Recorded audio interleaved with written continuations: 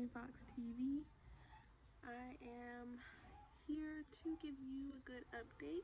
It is the year 2020.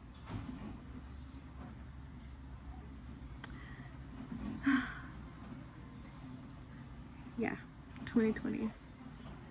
I haven't been uploading anything for a while. Very long time since I've updated anything. And I feel like this is the time for me to actually start a vlog. Okay, so here's an update. I was pregnant. Yes, with our first child. And let me just say that the pregnancy was wonderful for me. Like, I didn't have any issues. There weren't any problems at all. I wasn't complaining too much about anything, really.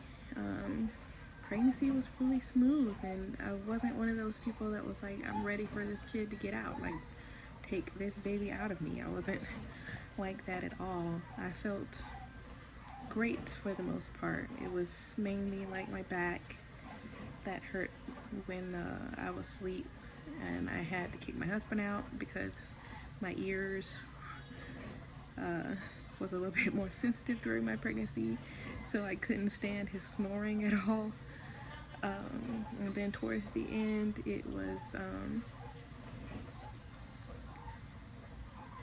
my back during sleep, so I had to actually move from the bed to the sofa.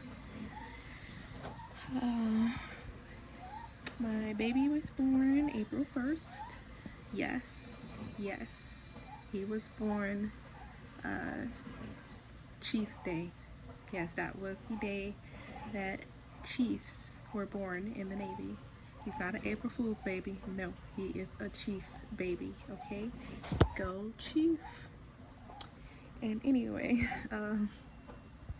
so yeah, we pretty much gave birth during the beginning of COVID-19. And my experience with that was a little bit irritating, I can tell you that much, because your plans for the birth of your child pretty much not necessarily went out the window because of COVID-19. It was mainly because the people that you really wanted there with you just couldn't be. Let's say like my mom wasn't able to come. But I do thank God that my husband was able to be there with me. But still, the birth did not go as I planned initially. He broke my water early, and I wasn't even dilated. And at the end of 28-hour labor, it was a decision that was made to go ahead and have a C-section. Did I want a C-section? No. I wanted to try to go as natural as I possibly could, and I mean natural. I did not want to do any kind of medication, including the epidural, but towards the end, I ended up having to do an epidural in the C-section. Back to the COVID-19, it really just messes with you. After our son was born, I noticed the nurses, the doctors didn't notice anything about our son. I did, and that was the weirdest thing ever at first.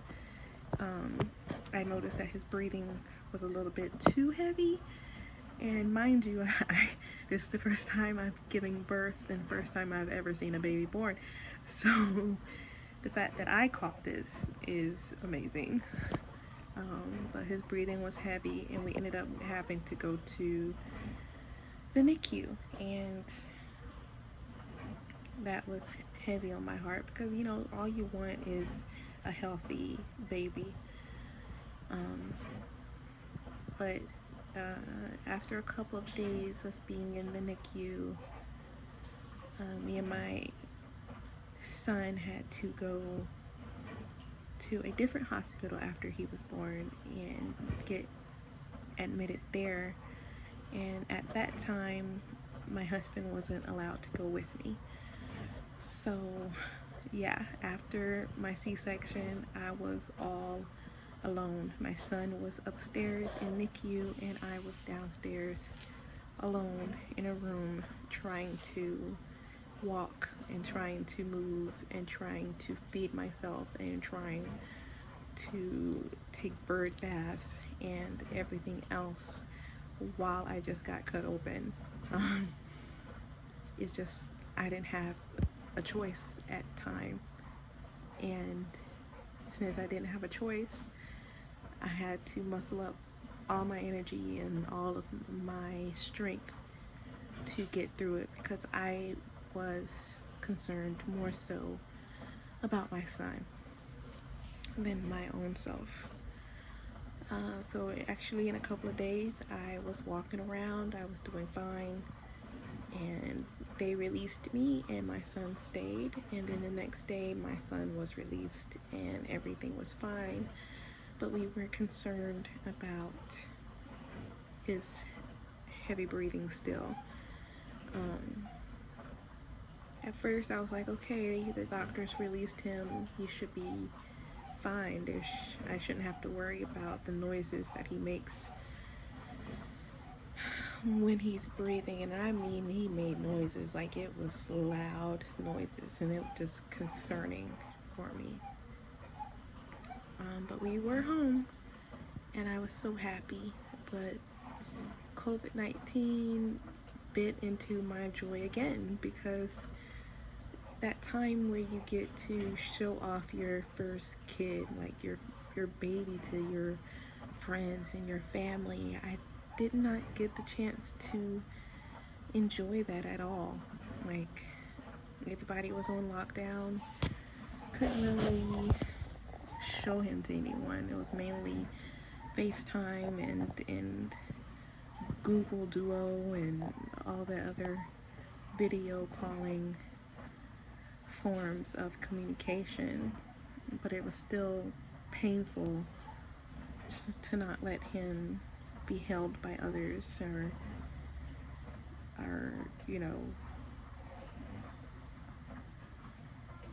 just that joyful time that you get as a mother, you know. And it was hard, but there was wonderful, joyful moments. Seeing his first laugh, watching him smile, figuring out how to get him to sleep. Jesus. All the other fun stuff, like getting peed on and pooped on the first night. Lucky me. But I was still concerned about his breathing. And since I was concerned still, we decided to go to a doctor and see what was going on, period. So we went to an ENT and we figured out that it was tracheomalacia, and it's something that he would grow out of, and he will pretty much strengthen that trachea on his own. And right now it's just kind of floppy, so every time he breathes it just kind of closes a little bit, but it's not to the point where it's so devastating to where he stops breathing or he doesn't get enough air or anything like that. So we're good on that. But during that same day we found out that there was something wrong with his heart, and oh my God, what a blow. That was a blow to my spirit. We found out it was called corrugation of aorta. It's pretty much where the arch of your heart gets narrow. So the arch on the heart of his heart was too narrow, and he wasn't getting enough blood to certain areas of his body. And to find that out, especially during this time of COVID-19, was another devastating blow. To find out that your newborn would have to have open heart surgery. And that's pretty much where we are now. Actually, he had his surgery a couple of days ago, and they closed his chest a day after his surgery. And because of COVID-19, they're only allowing one parent to stay at a time. And that means only one parent. Still on one for now. She said she may stop by and bump them down a little bit more though. Okay. And that means,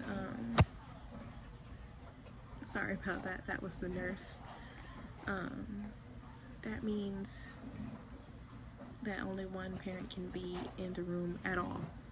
So there's no one parent coming in up here to visit and the other one is staying. There is none of that. It's just one parent at a time. So when you're walking into the hospital, the father, which is his father, of course, my husband, has to wait outside of the building until I walk outside of the building, and then he can come in, which is the most ridiculous thing I've ever heard, but those are the rules now, that only one parent in the hospital, period, at a time. And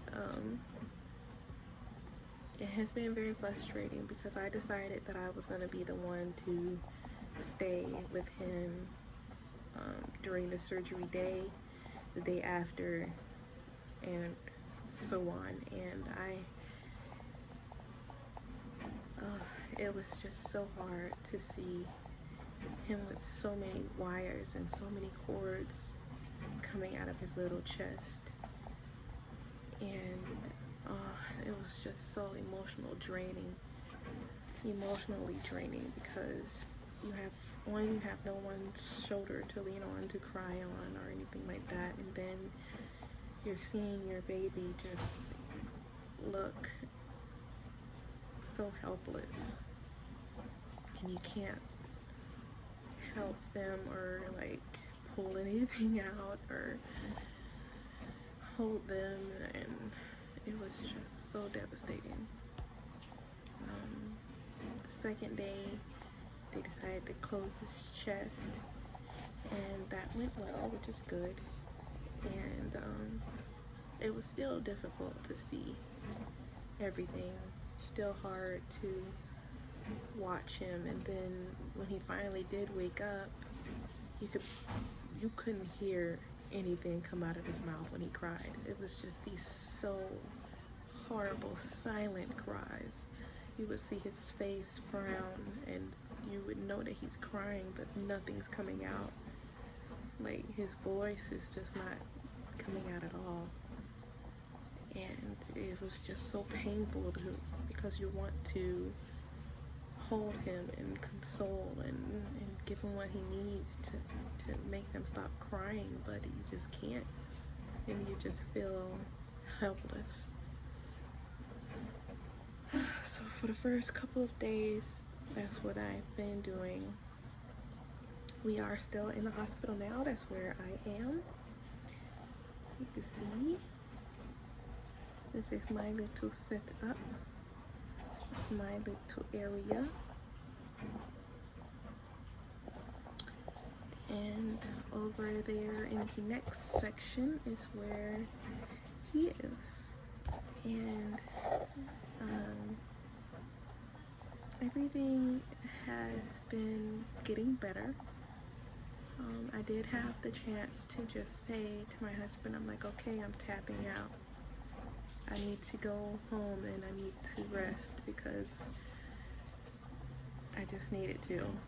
And at first I felt so bad. I felt so bad for leaving my son here. Like, I shouldn't leave him. I'm his mother. And I shouldn't feel exhausted, and I shouldn't feel bad for wanting to go home. But we switched off, and my husband stayed for a couple of nights. And at first it was just going to be for one night. I was going to go home, I was going to sleep, and I was going to wake up the next day and be energized and ready to come back. But boy, let me tell you, I was exhausted. I was so exhausted, and I didn't even realize how tired or how exhausted I felt until I laid my head down on my own bed. I did not want to get up that next morning at all. I just wanted to lay there. I didn't want to clean. I didn't want to eat. I didn't want to get up to drink. I just wanted to sleep in that bed for as long as I possibly could. And I had to tell my husband, I'm like, I'm not coming back right now. And I feel so bad that I don't want to come back because I'm just so tired. I was so tired, so exhausted, to the point where I just didn't want to get up and didn't want to do nothing, like nothing. I'm normally the type of person that does everything. Like, I get up and I clean and I do whatever, but I was just like, no, no, I ain't doing nothing. Like, I got into the house, there was dishes in the sink. I'm like, fuck it. I ain't dealing with that. I'm not dealing with that at all. Like, I didn't want to deal with a lot of things. I just wanted to just sit in my bed and cry and relax. So the only time that I actually get to see my husband is maybe 5 to 10 minutes, depending on how long we stay outside of the hospital talking to each other. So it's almost as if we're completely separated right now. Like, it's ridiculous. We see each other for 5 to 10 minutes between the days of us changing shifts with staying at the hospital. But the good news is that our son doesn't have it as bad as everyone else here on this floor. And as much as I hate saying that that's good news,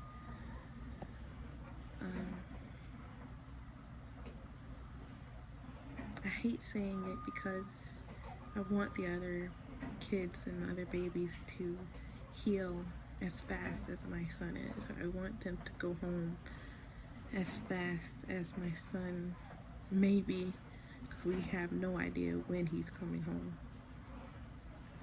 We want everyone on this floor to be healed, and for the parents to get their rest and not be so worried. Even though we are all worried, and we are all concerned, and we're all stressed and tired.